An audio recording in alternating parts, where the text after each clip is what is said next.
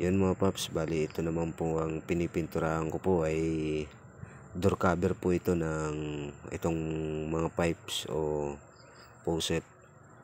So itong pinipinturahan ko mga paps, ito po ay naka-preparasyon na. Ito po ay na-body filler ko na primeran ko na rin po, tapos namasilyahan ko na rin. Tapos na i-primer ko na. Tapos ito po ang aking magiging base coat to rito. Pinaka last coat ko po na ginamit dito ay semi-gloss lamang po, dahil po ang preparasyon ko po na ginamit dito ay solvent type po na pintura o acrylics or liquid tile. Ito pong appearance naman ng pinturang ito mga paps ay semi-gloss po ito, semi-gloss white. So ayan mga paps, pati po yung loob niyan pininturahan ko na rin para po medyo bago po tignan, kasi bago po yung pinaka basyada ng pintong ito, tapos yung loob niya hindi bago kasi repaint lamang po ito mga paps. Pero ito pong door cover niya at saka po itong siding ay ito po ay bagong kabit lamang po mga paps. So ang luma po rito, ito pong concrete wall. So pininturahan ko na rin po siya mga paps na.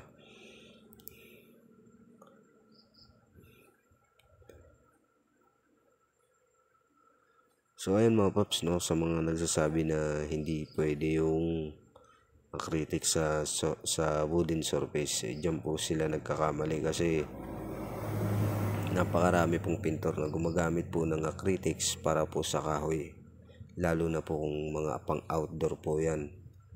Maliban po sa mga duco finishing or duco finishes na ginagamit po sa kahoy, lalo na po sa outdoor, ay gumagamit din po ang ibang pintor ng acrylics type na pintura or liquid tile.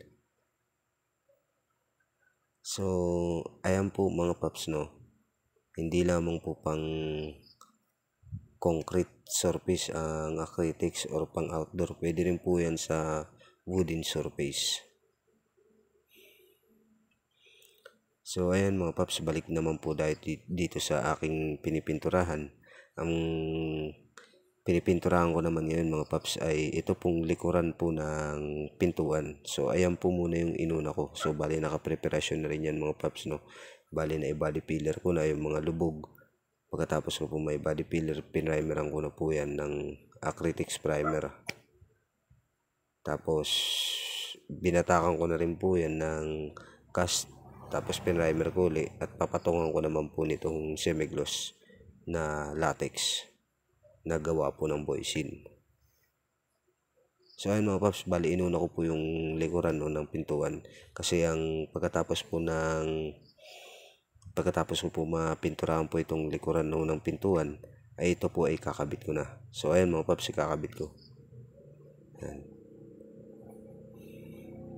Para dyan ko na lamang po siya pinturahan. So ayan mga paps, ayan po yung butas ng kanyang handle, no.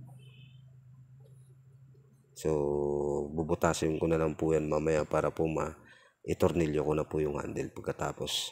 So ayun mga paps, pinunasan ko po muna kasi hindi po yan naka-primer. So nakamasilya lamang po yan. So dito mga paps, ipa-primer ko muna ito gamit po itong acrylics primer.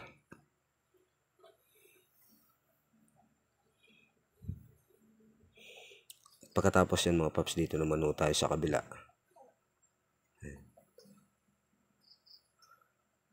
Bali ipa-primer ko po yan ng dalawang mano mga paps para pumuti siya kagad siya, kasi ang ating magiging finish dito mga paps ay plain lamang po na white na semi-gloss.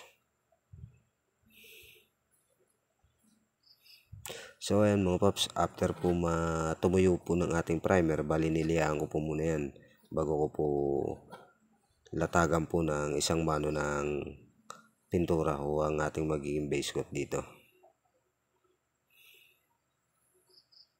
So yun mga paps, ang gagawin ko po rito, ayan, bali 3 patong po yan mga paps ng semi-gloss white. So ayan, finish na po ang ating trabaho mga paps. Naikabit ko na rin po yung handle niya. Tapos nalinis ko na rin po yung mga tumulo po sa tiles, no, para po pag iniwan po natin yan, malinis na po. Wala na pong aalalahanin yung mayari. So ayan mga paps, kinalangan ko muna kasi basa pa nga, diba? Dahil kinabit ko po siya kagad ng hindi pa tuyo. So ayan, balik kinalangan ko lang po siya mga paps para po hindi siya kumusa magsara. Kasi hydraulic po ang ating hinges na ginamit dito. At kung gusto nyo po matuto mga paps ng mga kaalaman patungkol po sa construction, ay maaari po kayong mag-follow dito sa aking mismong page na Paps TV, at meron din po akong YouTube channel na Paps TV.